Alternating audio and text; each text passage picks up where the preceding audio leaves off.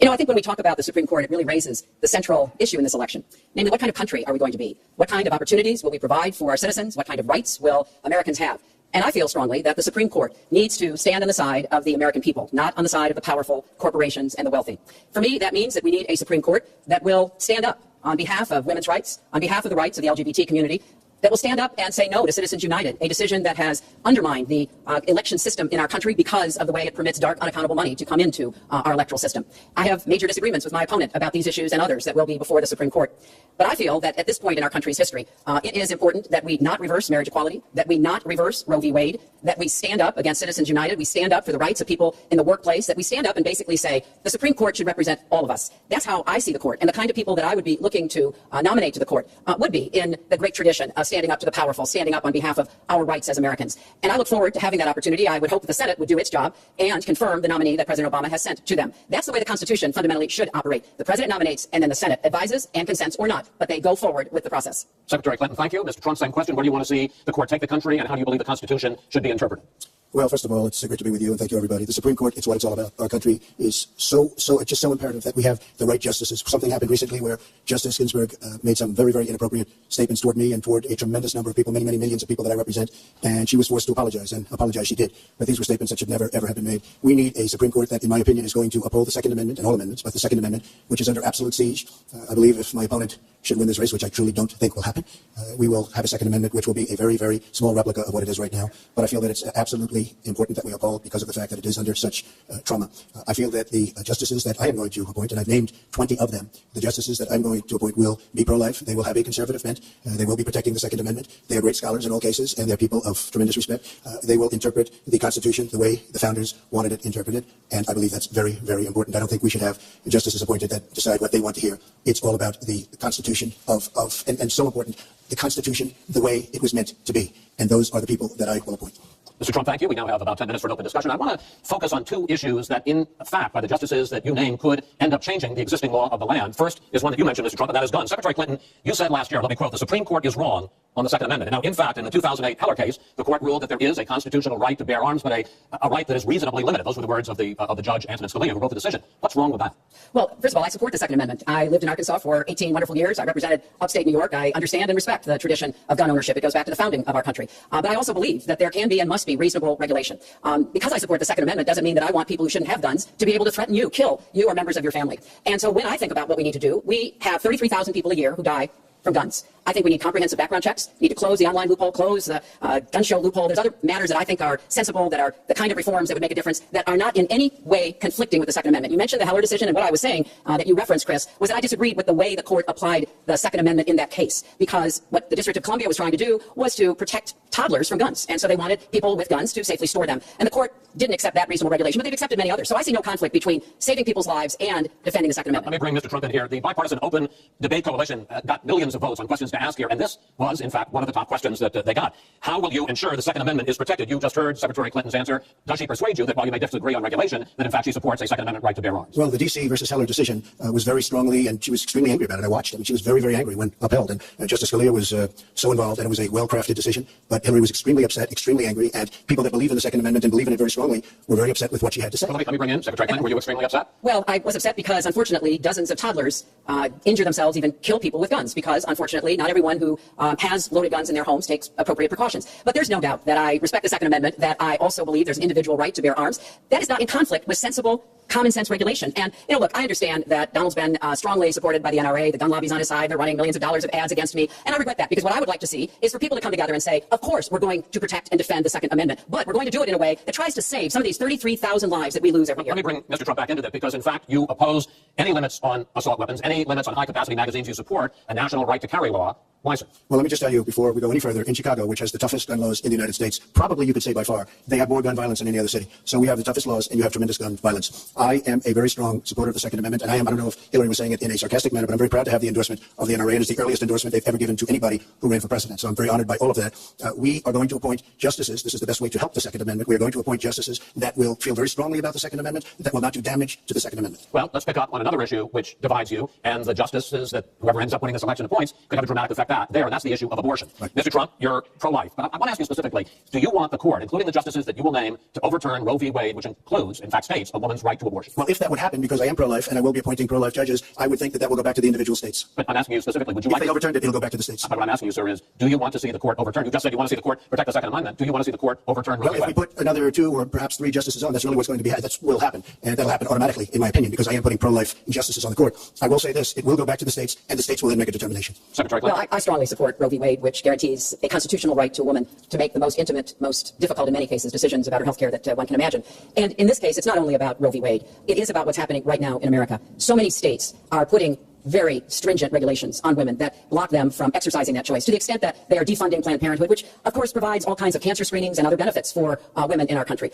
Donald has said he's in favor of defunding Planned Parenthood. He even supported shutting the government down to defund Planned Parenthood. I will defend Planned Parenthood. I will defend Roe v. Wade, and I will defend women's rights to make their own health care decisions. And we've come too far to have that turn back now. And indeed, he said women should be punished, that there should be some form of punishment for women who obtain abortions. And I could just not be more opposed to that kind of thinking. I'm going to give you a chance to respond, but I want to ask you, Secretary Clinton, I want to explore how far you believe the right to abortion goes. You have been quoted as saying that the fetus has no constitutional rights. You also voted against a ban on late-term partial birth abortions. Why?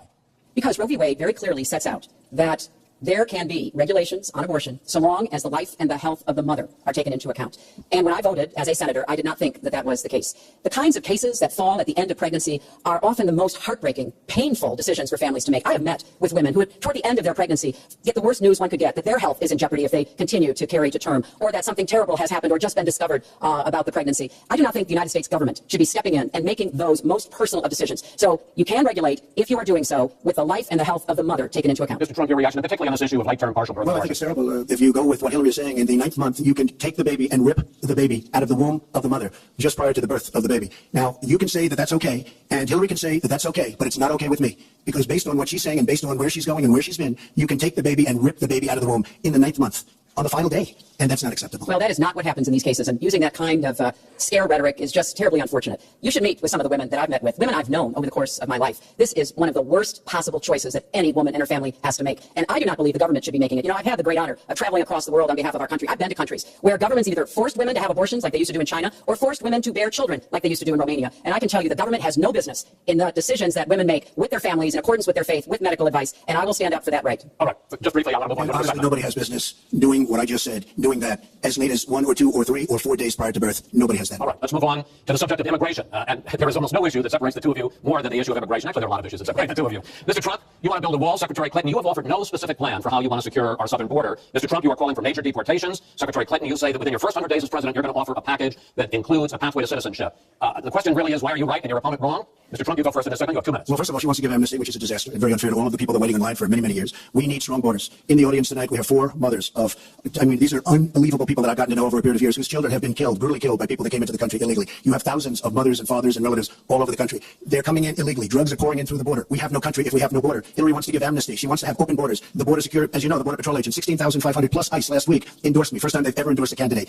It means their job is tougher, but they know what's going on and they know it better than anybody. They want strong borders. They feel we have to have strong borders. I was up in New Hampshire the other day. The biggest complaint they have, it's with all of the problems going on in the world, many of the problems caused by Hillary Clinton and by Barack Obama, all of the problems, the single biggest problem is heroin that pours across our southern borders, just pouring and destroying their youth. It's poisoning the blood of their youth and plenty of other people. We have to have strong borders. We have to keep the drugs out of our country. Right now, we're getting the drugs, they're getting the cash. We need strong borders. We need absolute, we cannot give amnesty. Now, I want to build a wall. We need the wall. The Border Patrol, ICE, they all want the wall. We stop the drugs. We shore up the border. One of my first acts will be to get all of the drug lords, all of the bad ones. We have some bad people in this country that have to go out. We're going to get them out. We're going to secure the border. And once the border is secured, at a later date, we'll make a determination as to the rest. But we have some bad hombres here, and we're going to get them out.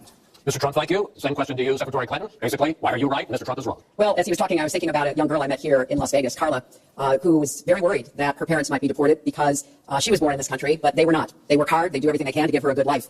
And you're right. I don't want to rip families apart. I don't want to be sending parents away from children. I don't want to see the deportation force that Donald has talked about in action in our country. We have 11 million undocumented people. They have 4 million American citizen children, 15 million people. He said as recently as a few weeks ago in Phoenix that every undocumented person would be subject to deportation. Now, here's what that means. It means you would have to have a massive law enforcement presence where law enforcement officers would be going school to school, home to home, business to business, rounding up people who are undocumented. and we would then have to put them on trains, on buses to get them out of our country. I think that is an idea that is not in keeping with who we are as a nation. I think it's an idea that would rip our country apart. I have been for border security for years. I voted for border security in the United States Senate, and my comprehensive immigration reform plan, of course, includes border security. But I want to put our resources where I think they're most needed. Getting rid of any violent person, anybody who should be deported, we should deport them. When it comes to the wall that Donald talks about building, he went to Mexico, he had a meeting with the Mexican president, didn't even raise it, he choked, and then got into a Twitter war because the Mexican president said, we're not paying for that wall. So I think we are both a nation of immigrants and we are a nation of laws, and that we can act accordingly. And that's why I'm introducing comprehensive immigration reform within the first 100 days with a path to citizenship. Thank you, Secretary Clinton. I want to follow up. I think I should respond to that. First of all, I had a very good meeting with the president of Mexico. Very nice man.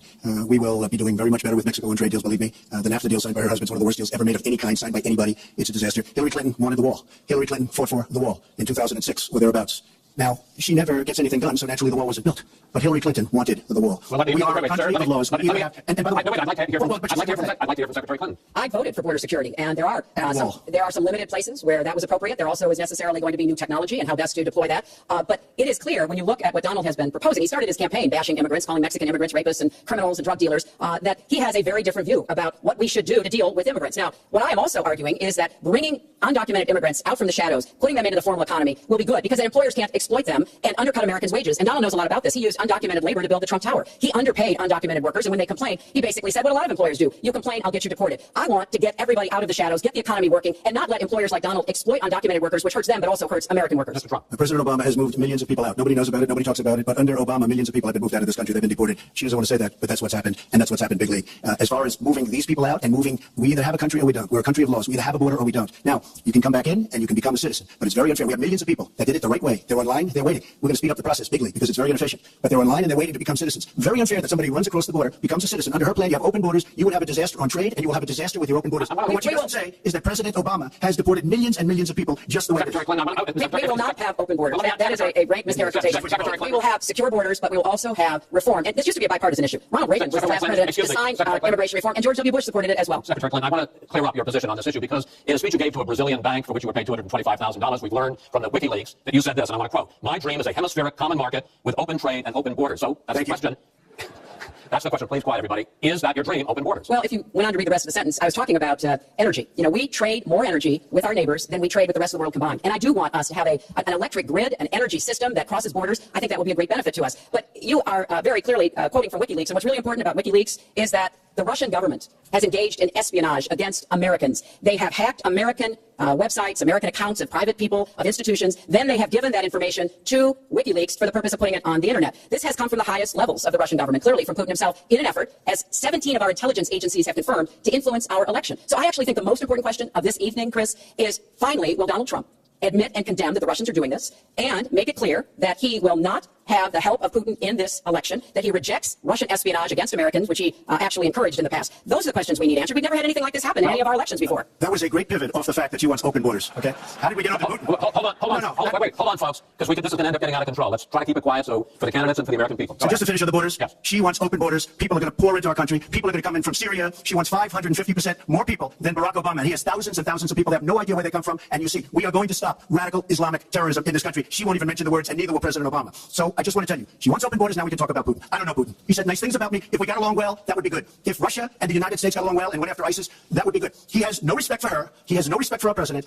And I'll tell you what, we're in very serious trouble because we have a country with tremendous numbers of nuclear warheads, 1,800, by the way, where they expanded and we didn't. 1,800 nuclear warheads, and she's playing chicken. Look, Putin, from everything I see, has no respect for this person. Well, that's because he'd rather have a puppet as president of the United States. No puppet. And it's pretty clear you won't admit that the Russians have engaged in cyber attacks against the United States of America, that you encouraged espionage against our people, that you are willing to spout the Putin line, sign up for his wish list, break up NATO, do whatever he wants to do, and that you continue to get help from him because he has a very clear favorite in this race. So I think that this is such an unprecedented situation. We've never had a foreign government trying to interfere in our election. We have 17 intelligence agencies, civilian and military, who have all concluded that these espionage attacks, these cyber attacks, come from the highest levels of the Kremlin, and they are designed to influence our election. I find that deeply disturbing, and I think it's She has no idea whether it's Russia, China, or anybody else. I am not quoting myself. I am quoting 17 intelligence. You doubt 17 military and civilian agencies? Well, you'd rather believe Vladimir Putin than the military and civilian intelligence professionals who are sworn to protect us. I find that just absolutely. She doesn't like Putin because Putin has outsmarted her at every step of the way. Excuse me.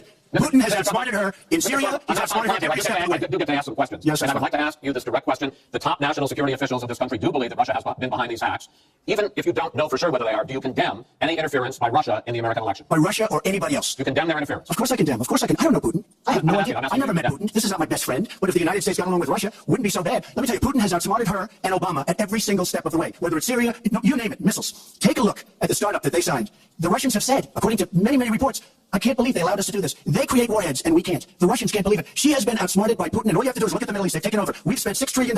They've taken over the Middle East. She has been outsmarted and outplayed worse than anybody I've ever seen in any government whatsoever. We're a long way away from immigration, but I'm going to let you finish this. Well, You got about 45 seconds. And she always will be. I find it ironic that he's raising nuclear weapons. This is a person who has been very cavalier, even casual about the use of nuclear weapons. He's advocated more countries getting them, Japan, Korea, even Saudi Arabia. He said, well, if we have them, why don't we use them, which I think is terrifying. But here's the deal. The bottom line on nuclear weapons is that when the president gives the order, it must be followed. There's about 4 minutes between the order being given and the people responsible for launching nuclear weapons to do so.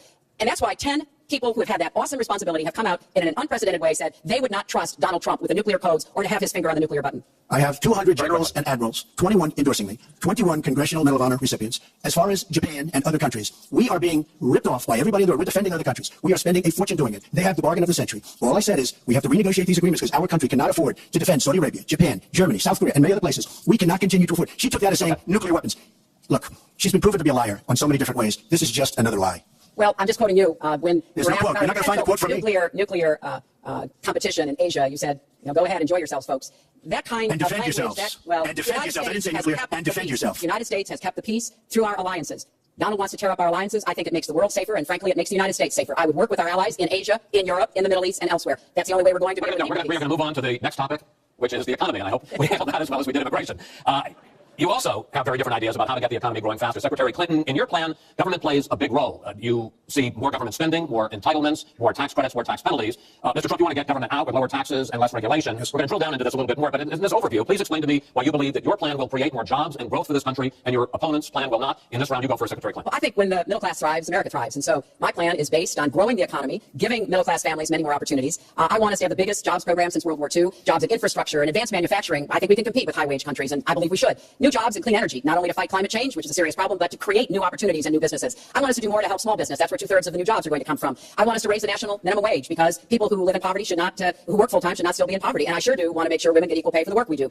I feel strongly that we have to have an education system that starts with preschool and goes through college. That's why I want more technical education in high schools and in community colleges, real apprenticeships to prepare young people for the jobs of the future. I want to make college debt free, and for families making less than $125,000, you will not get a tuition bill from a public college or university if the plan that I worked on with Bernie Sanders is enacted. And we're going to work hard to make sure that it is, because we are going to go where the money is. Most of the gains in the last years since the Great Recession have gone to the very top. So we are going to have the wealthy pay their fair share. We're going to have corporations make a contribution greater than they are now to our country. That is a plan that has been analyzed by independent experts, which said that it could produce 10 million new jobs. By contrast, Donald's plan has been analyzed to conclude it might lose 3.5 million jobs. Why? Because his whole plan is to cut taxes, to give the biggest tax breaks ever to the wealthy and to corporations, adding $20 trillion to our debt and causing the kind of dislocation that we have seen before, because it truly will be trickle-down economics on steroids. So the plan I have, I think, will actually produce greater opportunities. The plan he has will cost us jobs and possibly lead to another Great Recession. Secretary, thank you. Mr. Trump, why will your plan create more jobs and growth than Secretary Clinton? Well, first of all, before I start on my plan, her plan is going to raise taxes and even double your taxes. Her tax plan is a disaster. And she can say all she wants about college tuition, and I'm a big proponent. We're going to do a lot of things for college tuition, but the rest of the public's going to be paying for it. We will have a massive, massive tax increase under Hillary Clinton's plan. But I'd like to start off where we left, because when I said Japan and Germany, and I'm not to single them out, but South Korea, these are very rich, powerful countries. Saudi Arabia, nothing but money. We protect Saudi Arabia. Why aren't they paying? She immediately, when she heard this, I questioned it. And I questioned NATO. Why aren't the NATO questions? Why aren't they paying? Because they weren't paying. Since I did this was a year ago, all of a sudden they're paying. I've been given a lot of credit for it. All of a sudden they're starting to pay up. They have to pay up. We're protecting people. They have to pay up. And I'm a big fan of NATO, but they have to pay up. She comes out and said, we love our allies. We think our allies are great. Well, it's awfully hard to get them to pay up when you have somebody saying, we think how great they are. We have to tell Japan in a very nice way. We have to tell Germany, all of these countries, South Korea, we have to say, you have to help us out. We have, during his regime, during President Obama's regime, we've doubled our national debt. We're up to $20 trillion. So my plan, we're going to renegotiate trade. We're going to have a lot of free trade. We're going to have free trade, more free trade than we have right now. But we have horrible deals. Our jobs are being taken out by the deal that her husband signed, NAFTA, one of the worst deals ever. Our jobs are being sucked out of our economy. You look at all of the places that I just left. You go to Pennsylvania, you go to Ohio, you go to Florida, you go to any of them. You go upstate New York. Our jobs have fled to Mexico and other places. We're bringing our jobs back. I am going to renegotiate NAFTA. And if I can't make a great deal, then we're going to terminate NAFTA and we're going to create new deals. We're going to have trade. But we're going to terminate it. We're going to make a great trade deal. And if we can't, we're going to do it. We're going to go a separate way, because it has been a disaster. We're going to cut taxes massively. We're going to cut business taxes massively. They're going to start hiring people. We're going to bring the $2.5 trillion that's offshore back into the country. We are going to start the engine rolling again, because right now our country is dying at 1% GDP. Well, let me translate that if I can, Chris, because You can't. the fact is he's going to advocate for the largest tax cuts we've ever seen, 3 times more than the tax cuts under the Bush administration. I have said repeatedly throughout this campaign, I will not raise taxes on anyone making $250,000 or less. I also will not add a penny to the debt. I have costed out what I'm going to do. He will, through his massive tax cuts, add $20 trillion to the debt. Well, he mentioned the debt. We know how to get control of the debt. When my husband was president, we went from a $300 billion deficit to a $200 billion surplus, and we were actually on the path to eliminating the national debt. When President Obama came into office, he inherited the worst economic disaster since the Great Depression. He has cut the deficit by 2/3. So, yes, one of the ways you go after the debt, one of the ways you create jobs is by investing in people. So I do have investments in new jobs, investments in education, skill training, and the opportunities for people to get ahead and stay ahead. That's the kind of approach that will work. Cutting taxes on the wealthy, we've tried that. It has not worked the way that it has been. Secretary Clinton, I want to pursue your plan because in many ways it is similar to the Obama stimulus plan in 2009, which has led to the slowest GDP growth since 1949. Correct. Thank you, sir. You told me in July when we spoke that the problem is that President Obama didn't get to do enough in what he was trying to do with the stimulus. So is your plan basically even more of the Obama stimulus? Well, it's a combination, Chris. And let me say that when you inherit the level of economic catastrophe that President Obama inherited, it was a real touch-and-go situation. I was in the Senate before I became Secretary of State. I've never seen people as physically distraught as the Bush administration team was because of what was happening to the economy. I personally believe that the steps that President Obama took saved the economy. He doesn't get the credit he deserves for taking some very hard positions. But it was a terrible recession. So now we've dug ourselves out of it. We're standing, but we're not yet running. So what I am proposing is that we invest from the middle out and the ground up, not the top down. That is not going to work. That's why what I've put forward doesn't add a penny to the debt, but it is the kind of approach that will enable more people to take those new jobs, higher paying jobs. We're beginning to see some increase in incomes, and we certainly have had a long string of increasing jobs. We've got to do more to get the whole economy moving, and that's what I believe I will be able to do. Mr. Trump, even conservative economists who have looked at your plan say that the numbers don't add up, that your idea, and you've talked about 25 million jobs created, 4% Over a 10-year period. growth, is unrealistic. And they say, you've talked a lot about growing the energy industry, they say with oil prices as low as they are right now, that's unrealistic as well. Your response? So I just left some high representatives of India. They're growing at 8%. China is growing at 7%, and that for them is a catastrophically low number. We are growing. Our last report came out, and it's right around the 1% level, and I think it's going down. Last week, as you know, at the end of last week, they came out with an anemic jobs report, a terrible jobs report. In fact, I said, is that the last jobs report before the election? Because if it is, I should win easily. It was so bad. The report was so bad. Look, our country is stagnant. We've lost our jobs. We've lost our businesses. We're not making things anymore, relatively speaking. Our product is pouring in from China, pouring in from Vietnam, pouring in from all over the world. I've visited so many communities. This has been such an incredible education for me, Chris. I've gotten to know so many. I've developed so many friends over the last year. And they cry when they see what's happened. I passed factories that were thriving 20, 25 years ago, and because of the bill that her husband signed and she blessed 100%.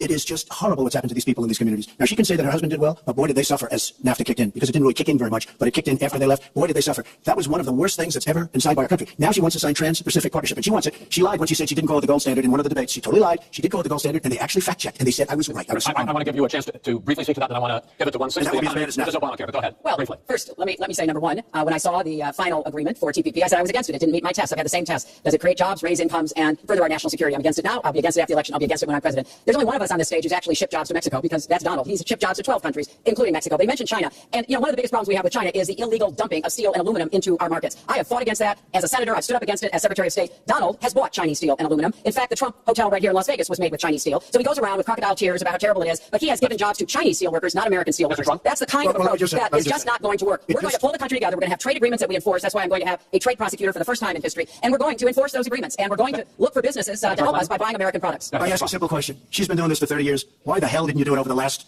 15, 20 years? You were very much involved. Excuse me. My turn. You were very much involved in every aspect of this country. Very much. And you do have experience. I'd say the one thing you have over me is experience, but it's bad experience, because what you've done has turned out badly. For 30 years, you've been in a position to help. And if you say that I use steel or I use something else, I make it impossible for me to do that. I wouldn't mind. The problem is you talk, but you don't get anything done, Hillary. You don't. Just like when you ran the State Department, $6 billion was missing. How do you miss $6 billion? You ran the State Department. $6 billion was either stolen. They don't know. It's gone. $6 billion. If you become president, this country is going to be in some mess, believe me. Well, first of all, what he just said about the State Department is not only untrue, it's been debunked numerous times, but I think it's really an important issue. He raised the 30 years of experience. Let me just talk briefly about that.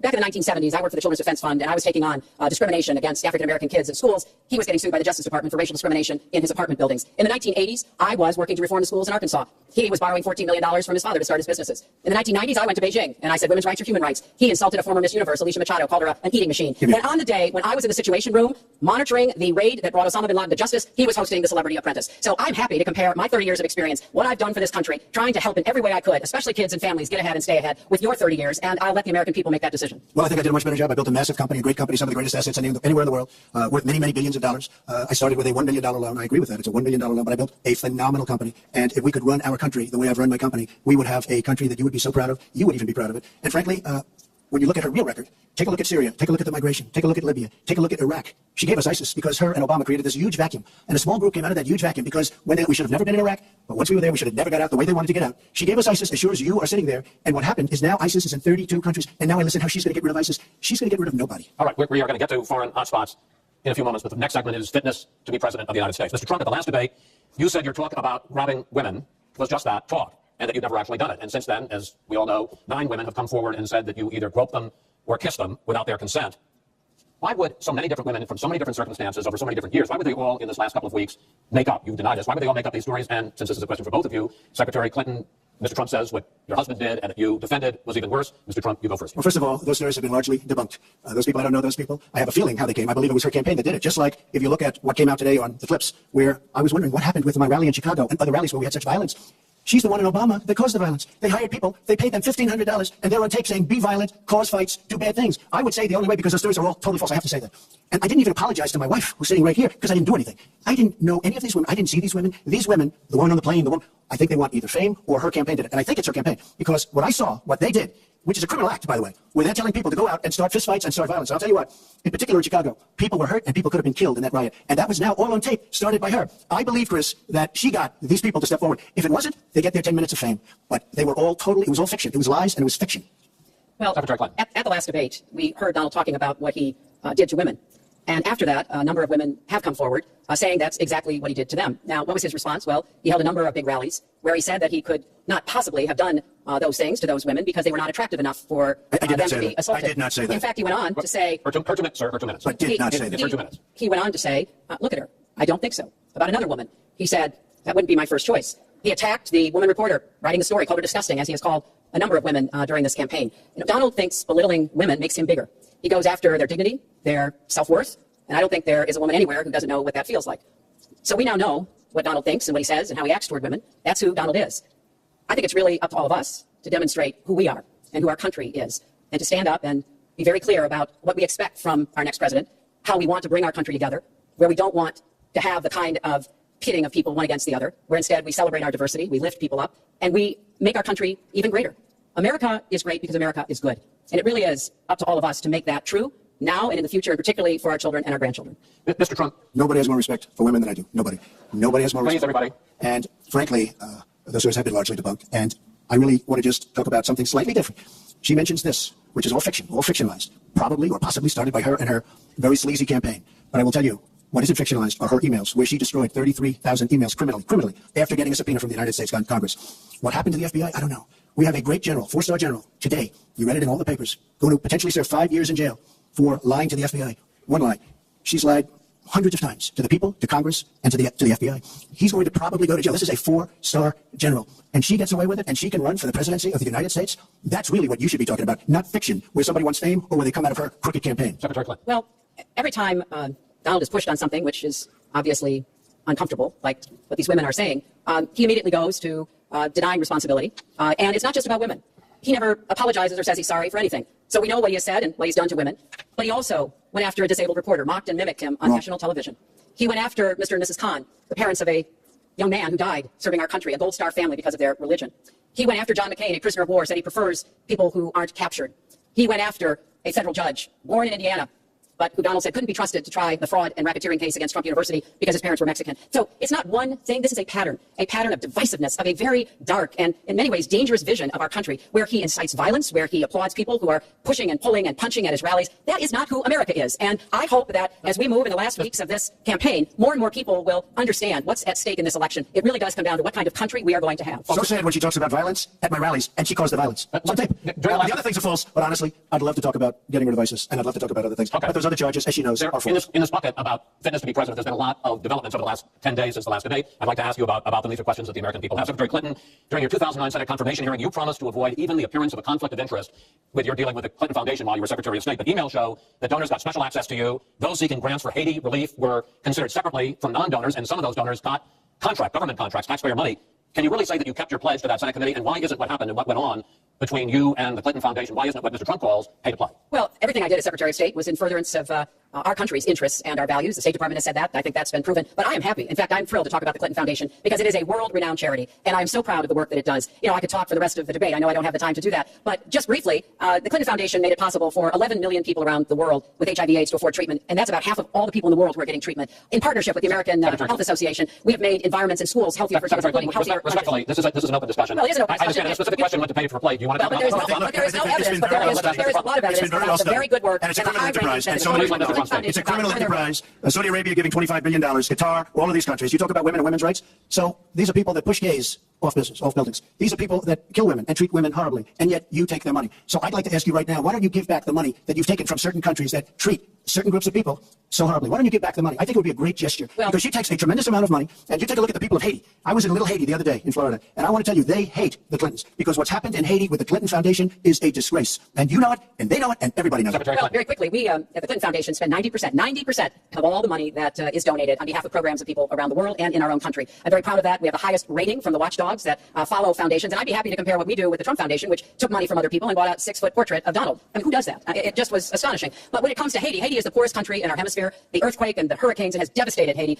Bill and I have been involved in trying to help Haiti for many years. The Clinton Foundation raised $30 million to help Haiti after the catastrophic earthquake and all of the terrible problems that people there had. We've done things to help small businesses, agriculture, and so much else. And we're going to keep working to help Haiti because it's an important part of the American They don't want to help them anymore. I'd like to mention one thing. Trump Foundation, small foundation. People contribute. I contribute. The money goes 100%. 100% goes to different charities, including a lot of military. I don't get anything. I don't buy boats. I don't buy planes. What happens? Wasn't some of the money used to settle your lawsuit, sir? No, we put up the American flag, and that's it. They put up the American flag. We fought for the right in Palm Beach to put up the American flag. There was a penalty that was imposed by Palm Beach County. There the money was. came There from was. your And by foundation. the way, the money went to Fisher House, where they build houses. The money that you're talking about went to Fisher House, where they build houses for veterans and disabled. I want to get into one But of course, there's no way we can know whether any of that is true because he hasn't released his tax returns. He is the first candidate ever to run for president in the last 40-plus years who has not released his tax returns. So everything he says about charity or anything else, we can't prove it. You can look at our tax returns. We've got them all out there. But what is really troubling is that we learned in the last debate he has not paid a penny in federal income tax. And we were talking about immigrants a few minutes ago, Chris. You know, half of all immigrants, undocumented immigrants in our country, actually pay federal income tax. So we have undocumented immigrants in America who are paying more federal income tax than a billionaire. I find that just astonishing. We're entitled, because of the laws that people like her pass, to take massive amounts of depreciation and other charges, and we do it. And all of her donors, just about all of them. I know Buffett took hundreds of millions of dollars. Stuart Soros took hundreds of millions of dollars. Let me just explain. All of her donors, most of her donors have done the same thing as I do. And you know what you should have done? You know what you should have done? You should have changed the law when you were a United States Senator. Because your donors and your special interests are doing the same thing as I do, except even more so. You should have changed the law, but you won't change the law because you've taken so much money. I mean, I sat in my apartment today on a very beautiful hotel down the street, known as with Chinese people. But I will tell you, I sat there watching ad after ad after ad, false ad, all paid for by your friends on Wall Street that gave so much money because they know you're going to protect them. And frankly, you should have changed the law. If you don't like what I did, you should have changed the law. Mr. Trump, I want to ask you about one last question in this topic. You have been warning at rallies recently that this election is rigged and that Hillary Clinton is in the process of trying to steal it from you. Your running mate, Governor Pence, pledged on Sunday that he and you, his words, will absolutely accept the result of this election. Today, your daughter Ivanka said the same thing. I want to ask you here on the stage tonight, do you make the same commitment that you will absolutely, sir, that you will absolutely accept the result of this election? I will look at it at the time. I'm not looking at anything now. I'll look at it at the time. What I've seen is so bad. First of all, the media is so dishonest and so corrupt, and the pylon is so amazing. The New York Times actually wrote an article about it that they don't even care. It's so dishonest, and they poisoned the minds of the voters. But unfortunately for them, I think the voters are seeing through it. I think they're going to see through it. We'll find out on November 8th, but I think they're going to see through it. Sir, If you look at your voter rolls, you will see millions of people that are registered to vote. Millions. This isn't coming from me. This is coming from Pew Report and other places. Millions of people that are registered to vote that shouldn't be registered to vote. So let me just give you one other thing. So I talk about the corrupt media. I talk about the millions of people. Tell you one other thing. She shouldn't be allowed to run. She's guilty of a very, very serious crime. She should not be allowed to run. And just in that respect, I say it's rigged. Because she should never have been allowed to run for the presidency based on what she did with emails and so many other things. But, sir, there is a tradition in this country. In fact, one of the prides of this country is the peaceful transition of power, and that no matter how hard fought a campaign is, that at the end of the campaign, that the loser concedes to the winner. Not saying that you're necessarily going to be the loser or the winner, but that the loser concedes to the winner, and that the country comes together in part for the good of the country. Are you saying you're not prepared now to commit to that principle? What I'm saying is that I will tell you at the time. I'll keep you in suspense. Well, Chris, let me respond to that because that's horrifying. You know, every time Donald thinks things are not going in his direction, he claims whatever it is rigged against him. The FBI conducted a year-long investigation into my emails. They concluded there was no case. He said the FBI was rigged. He lost the Iowa caucus. He lost the Wisconsin primary. He said the Republican primary was rigged against him. Then Trump University gets sued for fraud and racketeering. He claims the court system and the federal judge is rigged against him. There was even a time when he didn't get an Emmy for his TV program 3 years in a row. He started tweeting that the Emmys were rigged against him. This is a mindset. This is how Donald thinks. And it's funny, but it's also really troubling. Okay. Now, that is not the way our democracy works. We've been around for 240 years. We've had free and fair elections. We've accepted the outcomes when we may not have liked them. And that is what must must be expected of anyone standing on a debate stage during a general election. You know, President Obama said the other day, when you're whining before the game is even finished, it just shows you're not up to doing the job. And let's be clear about what he is saying and what that means. He is denigrating, he's talking down our democracy. And I, for one, am appalled that somebody who is the nominee of one of our two major parties would take that kind of position. I think what the FBI did and what the Department of Justice did, including meeting with her husband, the Attorney General, in the back of an airplane on the tarmac in Arizona, I think it's disgraceful. I think it's a disgrace. I think we've never had a situation. Hold on, folks. This doesn't do any good for anyone. Let's please continue the debate, and let's move on to the subject of foreign hotspots. The Iraqi offensive to take back Mosul has begun. If they are successful in pushing ISIS out of that city and out of all of Iraq, the question then becomes, what happens the day after? And that's something that whoever of you ends up as president is going to have to confront. Will you put U.S. troops into that vacuum to make sure that ISIS doesn't come back or isn't replaced by something even worse? Secretary Clinton, you go first in this segment. You have 2 minutes. Well, I am encouraged that there is an effort led by the Iraqi army, supported by Kurdish forces, and also given the help and advice from the number of special forces and other Americans on the ground. But I will not support putting American soldiers into Iraq as an occupying force. I don't think that is in our interest, and I don't think that would be smart to do. In fact, Chris, I think that would be a big red flag waving for ISIS to reconstitute itself. The goal here is to take back Mosul. It's going to be a hard fight. I've got no illusions about that. And then continue to press into Syria to begin to take back and move on Raqqa, which is the ISIS headquarters. I am hopeful that the hard work that American military advisors have done will pay off, and that we will see a really successful military operation. But we know we've got lots of work to do. Syria will remain a hotbed of terrorism as long as the civil war aided and abetted by the Iranians and the Russians continue. So I have said, look, we need to keep our eye on ISIS. That's why I want to have an intelligence surge that protects us here at home, why we have to go after them from the air, on the ground, online, why we have to make sure here at home we don't let terrorists buy weapons. If you're too dangerous to fly, you're too dangerous to buy a gun. And I'm going to continue to push for a no-fly zone and safe havens within Syria, not only to help protect the Syrians and prevent the constant outflow of refugees, but to frankly gain some leverage on both the Syrian government and the Russians so that perhaps we can have the kind of serious negotiation necessary to bring the conflict to an end and go forward on a political track. Mr. Trump, same question. If we are able to push ISIS out of Mosul and out of Iraq, would you be willing to put U.S. troops in there to prevent their return or something else? Let me tell you, Mosul's so sad. We had Mosul. But when she left, when she took everybody out, we lost Mosul. Now we're fighting again to get Mosul.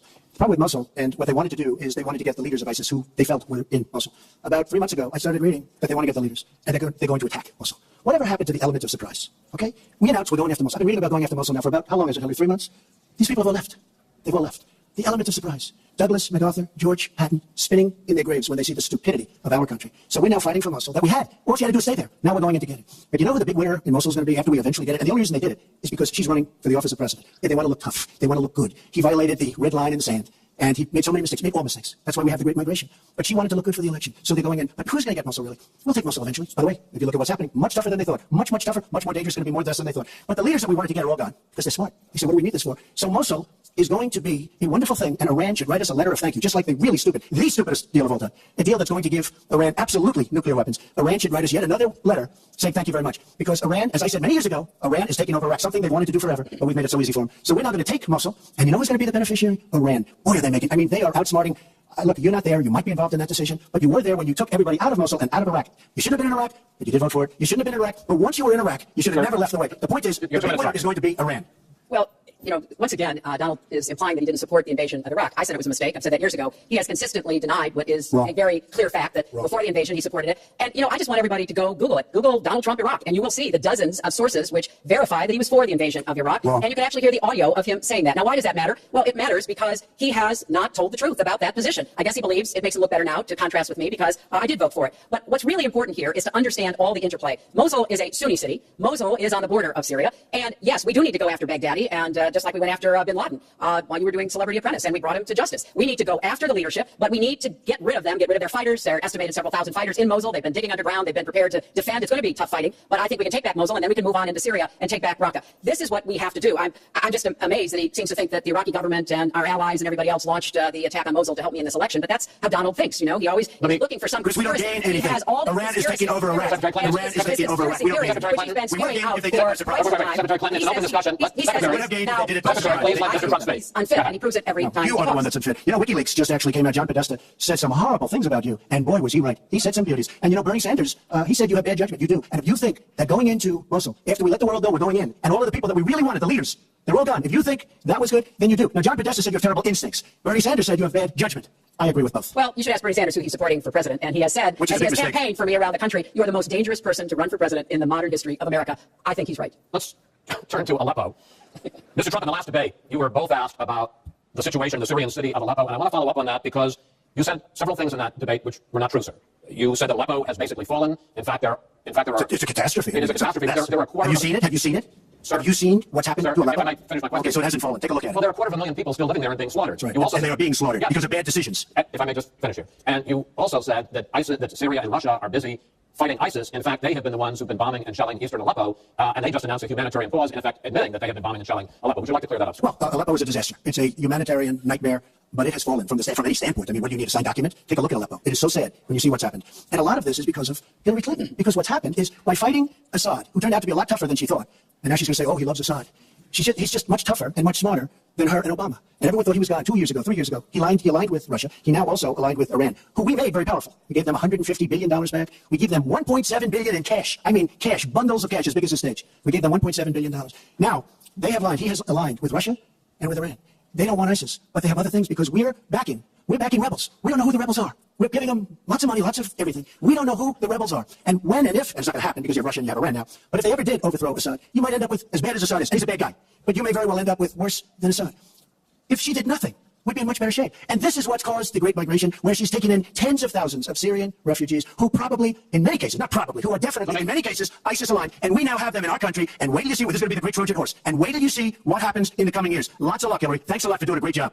Secretary Clinton, you have talked about, and in the last debate and again today, that you would impose a no-fly zone to try to protect the people of Aleppo and to stop the killing there. President Obama has refused to do that because he fears it's going to draw us closer or deeper into the conflict. And General Joseph Dunford, the chairman of the Joint Chiefs of Staff, says, you impose a no-fly zone, chances are you're going to get into a war, his words, with Syria and Russia. So the question I have is, if you impose a no-fly zone, first of all, how do you respond to their concerns? Secondly, if you impose a no-fly zone and a Russian plane violates that, does President Clinton shoot that plane down? Well, Chris, first of all, I think a no-fly zone could save lives and could hasten the end of the conflict. I'm well aware of the really legitimate concerns that you have expressed from both the president and the general.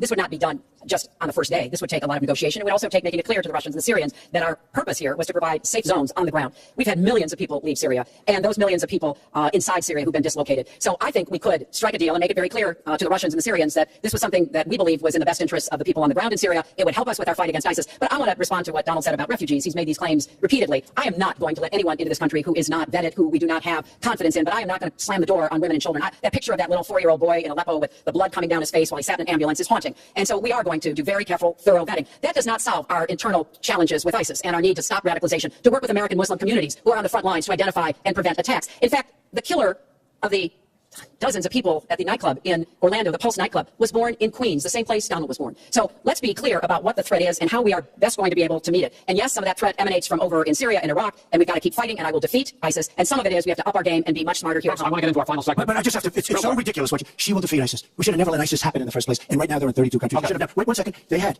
a ceasefire 3 weeks ago. A ceasefire, United States, Russia, Syria.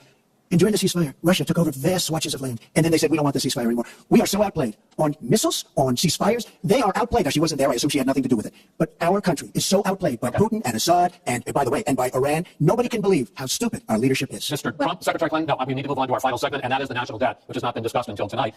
Our national debt as a share of the economy, our GDP, is now 77%. That's the highest since just after World War II. But the Nonpartisan Committee for a Responsible Federal Budget says, Secretary Clinton, under your plan, debt would rise to 86% of GDP over the next 10 years. Mr. Trump, under your plan, they say it would rise to 105% of GDP over the next 10 years. Question is, why are both of you ignoring this problem? Mr. Trump, you go first. Well, I say they're wrong because I'm going to create tremendous jobs. And we're bringing GDP from really 1%, which is what it is now. And if you got in, it'll be less than 0. But we're bringing it from 1% up to 4%. And I actually think we can go higher than 4%. I think you can go to 5 or 6%. And if we do, you don't have to bother asking your question because we have a tremendous machine. We will have created a tremendous economic machine once again. To do that, we're taking back jobs. We're not going to let our companies be raided by other countries where we lose all our jobs. We don't make our product anymore. That's very sad. But I'm going to create the kind of a country that we were from the standpoint of industry. We used to be there. We've given it up. We've become very, very sloppy. We've had people that are political hacks making the biggest deals in the world, bigger than companies. You take these big companies, these trade deals are far bigger than these companies. And yet we don't use our great leaders, many of whom back me and many of whom back Hillary, I must say. But we don't use those people. Those are the people, these are the greatest negotiators in the world. We're the greatest business people in the world. We have to use them to negotiate our trade deals. We use political hacks. We use people that get the position because they made a campaign contribution. And they're dealing with China and people that are very much smarter than they are. So we have to use our great people. But with that being said, we will create an economic machine, the likes of which we haven't seen in many decades. And people, Chris, will again go back to work and they'll make a lot of money and we'll have companies that will grow and expand and start from new. Secretary Clinton. Well, first, when I hear Donald talk like that and know that his slogan is "Make America Great Again," I wonder when he thought America was great. And before he rushes and says, before you and President Obama were there, I think it's important to recognize that he has been criticizing our government for decades. Back in 1987, he took out a $100,000 ad in the New York Times during the time when President Reagan was president and basically said exactly what he just said now, that we were the laughing stock of the world. He was criticizing President Reagan. This is the way Donald thinks about himself, puts himself into the middle and says, I alone can fix it, as he said on the convention stage. But if you look at the debt, which is the issue you asked about, Chris, I pay for everything I'm proposing. I do not add a penny to the national debt. I take that very seriously because I do think it's one of the issues we've got to come to grips with. So when I talk about how we're going to pay for education, how we're going to invest in infrastructure, how we're going to get the cost of prescription drugs down, and a lot of the other issues that people talk to me about all the time, I've made it very clear we are going where the money is. We are going to ask the wealthy and corporations to pay their fair share. And there is no evidence whatsoever that that will slow down or diminish our growth. In fact, I think just the opposite. We'll have what economists call middle-out growth. We've got to get back to rebuilding the middle class, the families of America. That's where growth will come from. That's why I want to invest in you. I want to invest in your family. And I think that's the smartest way to grow the economy, to make the economy fairer. And we just have a big disagreement about this. And maybe because of our experiences. You know, he started off with his dad as a millionaire. I started off with my dad as a small businessman. I think it's, it's a difference that affects how we see the world and what we want to do with the economy. Time. Thank you, Hillary. Could I just respond? Because I did disagree with Ronald Reagan very strongly on trade. I disagreed with him. We should have been much tougher on trade even then. I've been waiting for years. Nobody does it right. And frankly, now we're going to do it right. All right. The one last area I want to get into with you in this debate is the fact that the biggest driver of our debt is entitlements, which is 60% of all federal spending. Now, the Committee for Responsible Federal Budget has looked at both of your plans, and they say neither of you has a serious plan that is going to solve the fact that Medicare is going to run out of money in the 2020s, Social Security is going to run out of money in the 2030s, and at that time, recipients are going to take huge cuts in their benefits. So,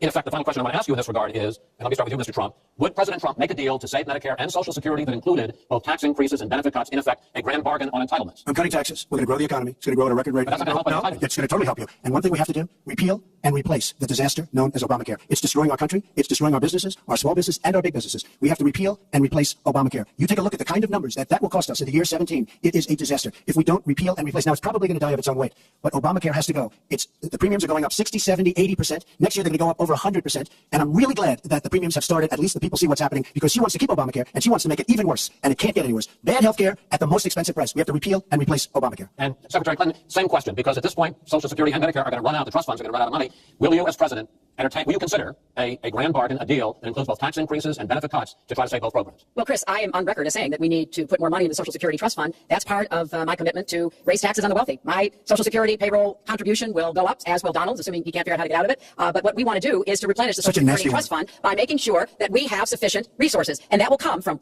either raising the cap and or finding other ways to get more money into it. I will not cut benefits. I want to enhance benefits for low-income workers and for women who have been disadvantaged by the current Social Security system. But what Donald is proposing with these massive tax cuts will result in a $20 trillion additional national debt. That will have dire consequences for Social Security and Medicare. And I'll say something about the Affordable Care Act, which he wants to repeal. The Affordable Care Act extended the solvency of the Medicare Trust Fund. So if he repeals it, our Medicare problem gets worse. What we need to do is go after the long-term health care drivers. We've got to get costs down, increase value, emphasize wellness. I have a plan for doing that, and I think that we will be able to get entitlement spending under control with more resources and smarter decisions. This is the final time, probably to both of your delight, that you're going to be on stage together in this campaign. I would like to end it on a positive note. You had not agreed to closing statements, but it seems to me in a funny way that might make it more interesting because you haven't prepared closing statements. So I'd like you each to take, we're going to put a clock up, a minute, as the final question in the final debate to tell the American people why they should elect you to be the next president. This is another new mini segment. Secretary Clinton, it's your turn to go first. Well, I would like to say to everyone watching tonight that I'm reaching out to all Americans, Democrats, Republicans, and independents, because we need everybody to help make our country what it should be, to grow the economy, to make it fairer, to make it work for everyone. We need your talents, your skills, your commitment, your energy, your ambition. You know, I've been privileged to see the presidency up close, and I know the awesome responsibility of protecting our country and the incredible opportunity of working to try to make life better for all of you. I have made the cause of children and families really my life's work. That's what my mission will be in the presidency. I will stand up for families against powerful interests, against corporations. I will do everything that I can to make sure that you have good jobs with rising incomes, that your kids have good educations from preschool through college. I hope you will give me a chance to serve as your president. Secretary Clinton, thank you. Mr. Trump? She's raising the money from the people she wants to control. It doesn't work that way. But when I started this campaign, I started it very strongly. It's called Make America Great Again. We're going to make America great. We have a depleted military. It has to be helped. It has to be fixed. We're the greatest people on earth in our military. We don't take care of our veterans. We take care of illegal immigrants, people that come into the country illegally, better than we take care of our vets. That can't happen. Our policemen and women are disrespected. We need law and order, but we need justice too. Our inner cities are a disaster. You get shot walking to the store. They have no education. They have no jobs. I will do more for African Americans and Latinos than she can ever do in 10 lifetimes. All she's done is talk to the African Americans and to the Latinos. But they get the vote, and then they come back. They say, we'll see you in 4 years. We are going to make America strong again, and we are going to make America great again, and it has to start now. We cannot take 4 more years of Barack Obama, and that's what you get when you get her. Thank you both. Secretary Clinton, hold on just a moment, folks. Secretary Clinton, Mr. Trump, I want to thank you both for participating in all 3 of these debates. That brings to an end this year's debate sponsored by the Commission on Presidential Debates. We want to thank the University of Nevada, Las Vegas, and its students for having us. Now the decision is up to you. While millions have already voted, Election Day, November 8th, is just 20 days away. One thing everyone here can agree on, we hope you will go vote. It is one of the honors and obligations of living in this great country. Thank you, and good night.